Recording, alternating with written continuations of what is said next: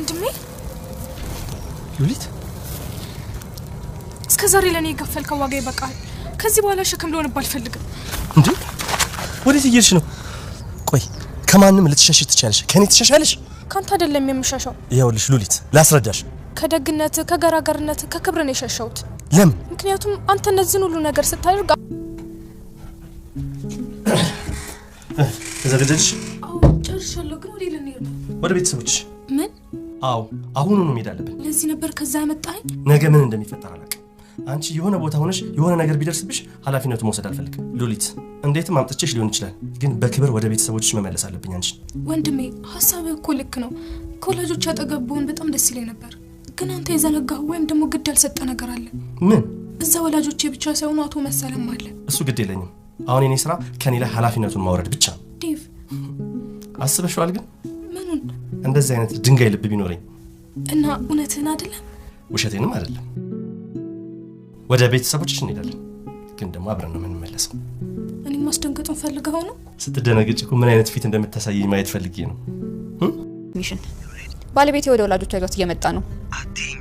ፈረሱንም ሜዳውንም አዘጋጅቼልሃለሁ። የቀረው ደግሞ ያንተ ስራ ነው። ምን እንዳደርግ ነው የምትፈልጊው? እሱንም እኔ እንድነግርህ ትጠብቃለህ? ምናልባት እውነቱን ንገሪኝ ካልከኝ ምንም ብታደርግ ግድ አይሰጠኝም። ዋው ቆራጥ ውሳኔ። እንዳታ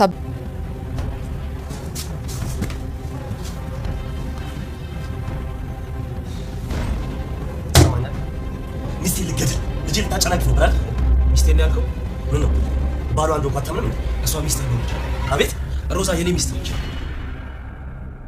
የሮዛ ያክስት ልጅ ነው ተብሎ ደቤ ሲኖር የነበረው ባንቴሮ ዛሬ ላይ ለዴቭ በግልጽ ሮዛ ካንተ በፊት ለኔ ሚስት የነበረች በማለት ተናገረ። ሉሊትም ወደ ደቤ ተመለሰች። በመመለሷም ሮዛ እጅግ በጣም ተበሳጨች። ከመበሳጨትም አልፎ ያልተገቡ ቃላቶች፣ ልቤን የሚያደሙ ሞራሌን የሚነኩ ቃላቶች ተናገረቻት። ዴቭም የናፈቋትን ቤተሰቦቿን ለማሳየት ወደ ክፍለ ሀገር ይዟ ሲሄድ ሮዛ በምትወደው ጓደኛዋ ወይም ፍቅረኛዋ ደውላ የሆነ ነገር እንዲያደርግላት አዘዘችው። ሰላም ጤና ይስጥልኝ ውድና የተከበራችሁ በመላው ዓለም ያለች ኢትዮጵያና ኤርትራውያን እግዚአብሔር ይመስገን ደህና ነኝ።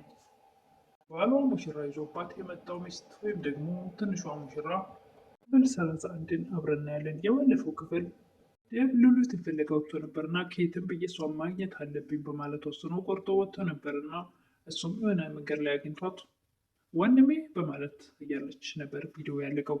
ቀጣዩ ክፍል ሉሊት ወንድሜ ካለች በኋላ እስከ ዛሬ ለእኔ የከፈልከው ዋጋ ይበቃል፣ ከዚህ በኋላ ግን ሸክም ሊሆንብህ አልፈልግም ማለት ጥላት ትሄዳለች ሉሊት። ዴቭም በፍጹም እንዴት እንደዚህ ይሆናል? ከማንም ልትሸሽ ትችያለሽ፣ ከኔ ግን ትሸሻች የሚላል ዴቭ። ሉሊትም እኔ እኮ ካንተ አይደለም የሸሸሁት፣ ከደግነትህ ከገራገርነትህና ከየዋህነት ነው የሸሸሁት፣ መልካም ስራዎችህ ይላል ዴቭ። ምክንያቱም አንተ እነዚህን ነገሮች ሁሉ ስታደርግ እኔም አንተም አደጋ ላይ እንወርቃለን። ለምን ነው የምታወሪው? ይላል ዴቭ። ለእኔም እንድታዘንልኝና አንተም እንድታዘን አልተፈቀደልህም ትላለች ሉሊት። ዴቭም ስለ ሮዛ ነው አይደል እያወራሽ ያለሽው? ምንም ነገር ተይውና አሁን ወደ ቤታችን እንሂድ። ቤታችን እኮ አንቺን ናፍቋል ይላል ዴቭ። ምን ወደዛ ቤት አልሄድም። ለምን ሲባል ይላል ዴቭ። አይ ትዳርህ እንድናጋና ሰላም እንድታገኝ ከፈለግ ከደግነት ራቅ ትላለች ሉሊት። ሮዛ ባንቴሮ የሚገኝበት ቦታ ጋር ትሄዳለች። ድሮ የሚቀመጥበትን ቦታ ስለምታውቅ ይህ የነበረበት ቦታ ላይ ትሄዳለች። እሷም ታገኘዋለች። ምን ልትሰሪ ደግሞ መጣሽ? ይላል ባንቴሮ። እናንተ እኮ ብዙ ታሪክ አለን፣ ብዙ ፍቅር አሳልፈናል። ስለዚህ እንደዛማ ሊሆን አይችልም ትላለች ሮዛ። ባንቴሮን ለመደለል ፈልጋለች። ምክንያቱም ዴቭ ከሱ በፊት የእሱ እጮኛው ወይም ደግሞ ፍቅረኛ ወይም ደግሞ ሚስቱ እንደነበረች እንዳይነገርባት ለማድረግ አፉን ለማዘጋት እየጣረች ነው። እሱ ግን በፍጹም እንደማያምናት እየነገራት ነው። ምንም ብልህ አታምነኝም ትላለች ሮዛ። እንደማላምነሽ ካወቅሽም ደግሞ ብዙ ነገር ታደርጋለሽ ይላል ባንቴሮ። በወራት በፊት ልትገዢ ነበር፣ አሁን ደግሞ ዛሬ እዚህ አጠገቤ ቆመሽ ትዘፍኛለሽ ይላል ባንቴሮ። መንገድ ላይ ስላገኘሽኝ በጣም እድለኛ ነሽ። መንገድ ላይ ባይሆን ኑሮ ምን ላደርግሽ እንደምችል ራስሽ ታውቂያለሽ ይላል ባንቴሮ። ከዚህ ሂጂልኝ እባክሽ፣ መሞት የምትፈልጊ ከሆነ ሌላ ቀን ደውይልኝ ይላል ባንቴሮ። ባንቴሮም ደግሞ ሰው እንዲከታተለኝ ያደርገሻል። አንቺም ወይሽ የሚከታተለኝን ሰው ከኔ ራቁ። ሚስት የለኝ፣ ልጅ የለኝ፣ እናት የለኝ፣ አባት የለኝ። ስለዚህ አንቺንም ሆነ የሚከታተለኝን ሰው እቀብራችኋለሁ። ይህ ከመሆኑ በፊት አርፈሽ ብትቀመጪ ይሻልሻል ይላል ባንቴሮ። ሮዛም ሶስተኛ ወገን ፍቅረኛ ለምትለው ሰው ደውላ ባንቴሮን የሚከታተልላት ሰው ነበርና የሚከታተለው ሰው እንዳለ ነው እንጂ ማንነት ግን አላወቀም። ሰውየውም ባንቴሮ ከሱ በላይ እንደሆነና እንደማይችለው ይነግራታል። እሷም አንተ እኔ ያንተ እንዲሆን ከፈለግ አንተ መጀመሪያ ወንድ ሁን፣ አለበለዚያ ቀሚስ ልበስ ትላለች። ዴቭ ሮዛን ሉሊትን ወደ ቤት ይዞ ይመጣል። ዋን ነበረች እና ቤት ውስጥ እጅግ በጣም ደስ ይላታል። ተነስታም ጥምጥም ትልባታለች። ቱም የኔ ቆንጆ እየተባባሉ እንቅ አድርገው ተሳስመው ከዛም በኋላ እንግዲህ ቀናተኛዋ ሮዛ ልታደርግና ወይም ልታስብ እንደምትችል ስታስብ ነበር። ሉሊት እዚህ ቤት የመጣሁት ፈልጌ አይደለም ለመታዘዝ ብዬ ነው የደብን ቃል ለማክበር ትላለች ሉሊት። ሔዋንም በእኔና በደብ መካከል ምንም ነገር ሳይፈጠር እናቴ እንዴት እንደረገመች ብታውቂ ጥሩ ነበር ትላለች። ነገር አይቼ እንዳላየው ሰምቼ እንዳልሰማሁ አለፍኩ፣ ነገር ግን አልቻልኩም። ደግሞ በየቀኑ ክፋቷ እየጨመረ ይሄዳል ትላለች ሉሊት። ተይው በቃ የሮዛን ነገር ተይው ትላለች ሔዋን። እኔ እኮ ደብ ባይኖር ኖሮ እዚህ ቤት አንድ ቀን መኖር አልችልም ነበር ትላለች ሉሊት። ሮዛም እነሱን ለማጥመድ ከሰዎች ጋር ስትደዋወልና ተንኮሏን ስታሴር ከቆየች በኋላ ወደ ቤት ስትመለስ ሉሊትን ታገኛታለች። ሉሊትም ከተቀመጠችበት ብድግ ብላ ሰላም ልትላት ብትሞክርም ግን ደግሞ ምን አባሽ ልትሰሪ መጣሽ የሚል መጥፎ ቃላት ነበር የተናገረቻት። ነገር ወደዚህ ቤት ፈልጌ አይደለም የመጣሁት ትላለች ሉሊት። የት ነው እንጂ ታዲያ ማን ያስገድደሻል? ረሃብ ከሚደፋኝ ብለሽ ነው የመጣሽው ትላለች። ሉሊትም ሁሉን ነገር አሳልፌዋለሁ፣ ነገር ግን ይህ ሁሉ ነገር እንዳንቺ አያስፈራኝም፣ ያንቺን ፊት ከማየት ረሃብ ይሻላል ትላታለች ሉሊት። ሮዛም በጥፊ ትማታታለች። አይደል እንዴ የዚህን ያክል ጨካኝና አስቀያሚ ነሽ፣ ለደብ በጭራሽ አትመጠኘውም ትላለች ሉሊት። ይህና ምድር ያክል ርቀት አላችሁ እናንተ። አንቺ ሉሊት ነሽ እንደዚህ እኔን የምትናገሪ ትላለች ሮዛ። አዎ እኔ ሉሊት ነኝ። ዝምታዬን ከፍርሃት ቆጠርሽው አይደል ትላለች ሉሊት። እኔ ላይ ማድረግ የምችውን ክፋት ሁሉ አድርገሻል፣ ከዚህ በኋላ የሚቀርሽ ነገር የለም ትላለች ሉሊት። ታውቂያለሽ ማድረግ ያለብኝን ነገር በጭራሽ ገና አልጀመርኩትም ትላለች ሮዛ። ያደረኩት ቀንማ ገና እንደባብ በልብሽ ትሳቢያለሽ ትላለች ሮዛ። ሔዋን ለሮዛ ያለፈው ታሪክሽን ለደብ ብትነግሪው እፎይ ብለሽ በሰላም መኖር ትችያለሽ ትላታለች። እና ከዛስ ለደብ የሆነውን ነገር ሁሉ ብነግረው በቃ ችግር የለም ብሎ ዝም የሚልኝ ይመስልሻል? እሱ ለእኔ አይጨንቀኝም ትላለች ሔዋን። እና አንቺን የሚያስጨንቅሽ ምንድን ነው? እኔን የሚያስጨንቀኝ ደብን ስታታሊው ማየት ነው። ስበሽዋል ደብ በራሱ ጊዜ ቢደርስበት ይሄ ነገር ምን የሚፈጠር ይመስልሻል? ትላለች ሔዋን።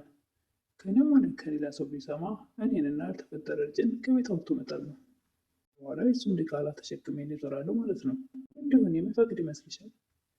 ምን ልታደርጊ ነው? ትላለች። ምንም ቢሆን አደርጋለሁ ትላለች ሮዛ። የብቻውን ያለባት እንዳድግ የሚፈቅድ ይመስልሻል? ትላለች ሮዛ። ሔዋንም ያለባት ማደጉ ሳይሆን የእናቱ የማያልቀው ችግር ነው ልጁን የሚጎዳው ትላለች ሔዋን። ነገር ያልገባኝ ለደብ ይህን ያክል መቆርቆርሽ ምን ስለሆንሽ ነው? ሚስቱ እኔ ነኝ፣ ስለዚህ ቦታሽን ማወቅ አለብሽ ትላለች ሮዛ። እኔ ማንም ሊሆን እችላለሁ፣ ነገር ግን ደብ በአንቺ ምክንያት የሆነ ነገር ሲሆን ማየት አልፈልግም ትላለች ሔዋን። ይህን ነገር ወደ ክስ ይዞት ቢሄድ ወደ ፍርድ ቤት ምን የሚፈጠር ይመስልሻል? ትላለች ሔዋን። ይፈጠራል ትላለች ሮዛ። የ18 ዓመት ወጣት ሆነሽ አይደለም ያገባሽው፣ በፍቅር 3 ዓመት በትዳርም ከዛ በላይ ይኖረሻል። እና ትዳር መቋጫ ሳያገኝ በትዳር ላይ ትዳር ስለደረብሽ ይህ የራሱ ወንጀል ነው። በዚህ ሰዓት ሮዛ በጣም ትበሳጫለች። ውጭልኝ ከክፍሌ ትላለች። ትሰሚኛለሽ? አንቺ ያደረግሽው ነገር አይደለም ለደረሰበት ለሰማውም ይዘገንናል ትላለች። ሉሊትን ተዘጋጀሽ ይላል። የት ልንሄድ ነው ትላለች ሉሊት። ወደ ቤተሰቦችሽ ልመልስሽ ነው ይላታል። እንዴ ለዚህ ነበር እንዴ ከዛ ያመጣኸኝ? አዎ ነገ የሆነ ነገር ቢደርስብሽ ኃላፊነቱን መውሰድ አልፈልግም ሉሊት ይላል ደብ። ማምጥቼሽ ሊሆን ይችላል፣ ነገር ግን ወደ ቤተሰቦችሽ በፍቅር መመለስ አለብኝ። ቤተሰቦች እኮ አጠገብ ቢሆን ደስ ይለኛል፣ ነገር ግን አንተ የዘነጋኸው ወይም ደግሞ ግድ ያልሰጠህ ነገር አለ እኮ። ወላጆች ብቻ ሳይሆኑ አቶ መሰለም አለ ትላለች ሉሊት። ስለሱ ግድ አይሰጠኝም። አሁን የኔ ስራ ከኔ ላይ ኃላፊነቱን ማስወገድ ነው ይላል ደብ። ወዲያውኑ አስበሽዋል ግን እንደዚህ ጨካኝ በሆነ ኖሮማ ይላል። ወዲያውኑ ፍራንክ እንደሆነ ይነግራታል። ግን እንሄዳለን፣ ቤተሰቦችሽን አይተሽ አብረን እንመለሳለን ይላታል። ምን ማስደንገጡን ፈልግ የሆነው ወንድሜ ትላለች ሉሊት። አይ ስትደነግጭ እኮ ምን አይነት ፊት እንደምታሳይ ለማየት ነበረ ይላል ደብ። እንግዲህ መሄድ ካልፈለግሽ ይላል ዴቭ። እንዴ ብላ እጁን ትይዘዋለች። እኔ እኮ ምን ያክል እንደናፈኩሽ አውቃለሁ ይላል ዴቭ። በስተመጨረሻም ባንቴሮ ዴቭ ጋር ደውሎ ሬስቶራንት ቀጥሮ ከተገናኙ በኋላ ሚስቴን አንገት ልትገል ነበር አይደል ይላል። ሮዛ ያንተ ሚስት አይደለችም የኔ ሚስት ናት በማለት እንግዲህ የዛሬው ቪዲዮ እዚህ ላይ ነው ያለቀው። እንግዲህ ዴቭ የባንቴሮ ሚስት እንደነበረች በማወቁ ሮዛ ያምናል አያምንም ወይስ ምን ይፈጠር ይሆናል? እሱን በቀጣይ የምናይ ይሆናል። ለምታበረታቱ እህቶቼ ምስጋና ከልብ ነው። አዲስ ሆናችሁ ደግሞ ሰብስክራይብ እያደረጋችሁ አበረታቱኝ እላለሁ። ደግሞ ቪዲዮ ጀምሮ ላይክ አድርጉ። አመሰግናለሁ።